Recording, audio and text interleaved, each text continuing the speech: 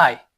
വെട്രിമാരൻ സഹനിർമ്മാണവും സംവിധാനവും ചെയ്ത് 2024 ഇറങ്ങിയ വിടുതലൈ പാർട്ട് 2 എന്ന സിനിമയെ കുറിച്ചാണ് ഇന്ന് ഞാൻ പറയാൻ പോകുന്നത്.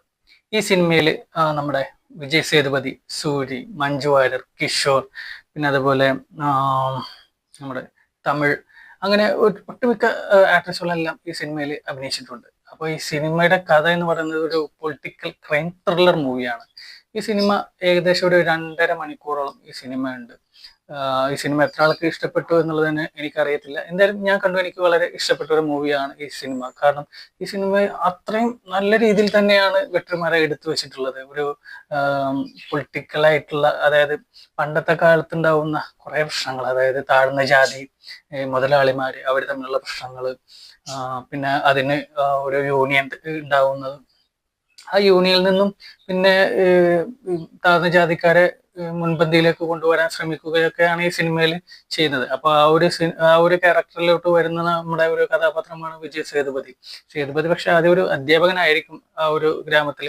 പക്ഷെ അദ്ദേഹം പോലും രാഷ്ട്രീയത്തിലേക്ക് കടന്നു വരുന്ന സാഹചര്യം ആ ഒരു സ്ഥലത്ത് ഉണ്ടായി വരുന്നുണ്ട്.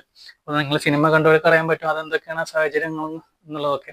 പിന്നെ അതിലിടക്ക് ഒരു മുതലാളിയുടെ മകളാണ് നമ്മുടെ മഞ്ജു വാര്യരെയാണ് നമ്മുടെ വിജയ് സേതുപതി കല്യാണം കഴിക്കുന്നത്.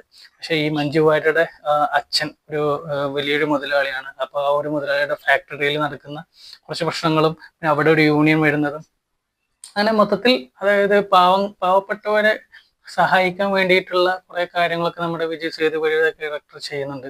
പക്ഷെ ലാസ്റ്റില് നമ്മുടെ ഇതെല്ലാം ഗവൺമെന്റിന് എതിരായ കാരണം കൊണ്ട് അദ്ദേഹത്തെ പോലീസുകാർ വെടിവെച്ച് കൊല്ലുന്നുണ്ട്.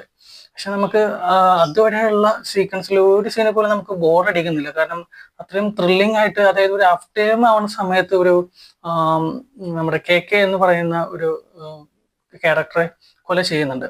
ആ സമയത്ത് നമ്മുടെ വിജയ് സേതുപതി ചെന്നിട്ട് അവരെ തിരിച്ചു കൊല്ലാൻ വേണ്ടി പോകുന്ന ആ ഒരു രംഗമുണ്ട്. അതൊക്കെ വളരെ അടിപൊളിയായിട്ടാണ് എടുത്തിട്ടുള്ളത്.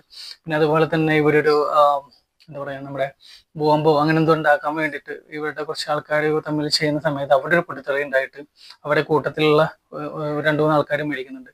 ആ സമയത്തും നമ്മുടെ വിജയ് സേതുപതിയുടെ ഒരു ആക്ടിങ് ഉണ്ട്. അതൊക്കെ കാണുമ്പോൾ നമുക്ക് ഭയങ്കരമായിട്ട് ഒരു ഫീലും കാര്യങ്ങളൊക്കെ തരുന്ന ഒരു പടമായിട്ട് തന്നെയാണ് എനിക്ക് സിനിമ കണ്ടപ്പോൾ തോന്നിയത്.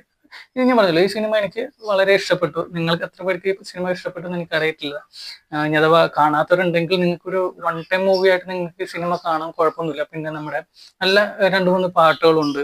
കുറച്ച് ഇവിടെ കുറച്ചൊരു റൊമാൻസും കാര്യങ്ങളും കൊണ്ടുവരുന്നുണ്ട്. പക്ഷേ ഈ റൊമാൻസിനൊന്നും ഈ സിനിമയിൽ വലിയ പ്രാധാന്യമില്ല. ഞാൻ പറഞ്ഞല്ലോ, ഇതൊരു പൊളിറ്റിക്കൽ ക്രൈം ത്രില്ലർ മൂവിയാണ്. അതങ്ങനെ തന്നെയാണ് വെട്രിമാരൻ എടുത്തു വെച്ചിട്ടുള്ളത്. അപ്പൊ നമുക്ക് ഈ സിനിമ കാണുമ്പോൾ ശരിക്കും മനസ്സിലാവും പണ്ടത്തെ കാലത്ത് ആൾക്കാർ അനുഭവിച്ചിട്ടുള്ള കുറെ പ്രശ്നങ്ങളും കാര്യങ്ങളും, അതിൽ നിന്ന് മുന്നോട്ട് വരാൻ വേണ്ടിയിട്ട് സഹായിച്ച പാർട്ടി, അങ്ങനെയുള്ള കുറച്ച് കാര്യങ്ങളൊക്കെ ഇതിൽ കാണിക്കുന്നുണ്ട്. പിന്നെ ഞാൻ പറഞ്ഞല്ലോ, നേരത്തെ പറഞ്ഞ പോലെ താഴ്ന്ന ജാതി, മേലജാതി, അങ്ങനെയുള്ള കുറെ സംഭവങ്ങളൊക്കെ ഈ സിനിമയിൽ കാണിക്കുന്നുണ്ട്. അതിൽ നിന്നെല്ലാം മുന്നിലോട്ട് വരാൻ വേണ്ടിയിട്ടൊക്കെ ശ്രമിക്കുന്ന ഒരു ക്യാരക്ടറായിട്ടാണ് നമ്മുടെ വിജയ് സേതുപതിയെ ഈ സിനിമയിൽ എടുത്തിട്ടുള്ളത് വെട്രിമാരൻ. എന്തായാലും പടം എനിക്ക് വളരെ ഇഷ്ടപ്പെട്ടു. പറഞ്ഞില്ല, കുറച്ച് ലാഗ് പോലെ തോന്നും. കാരണം 2.5 മണിക്കൂർ ഈ സിനിമ ഉണ്ട്.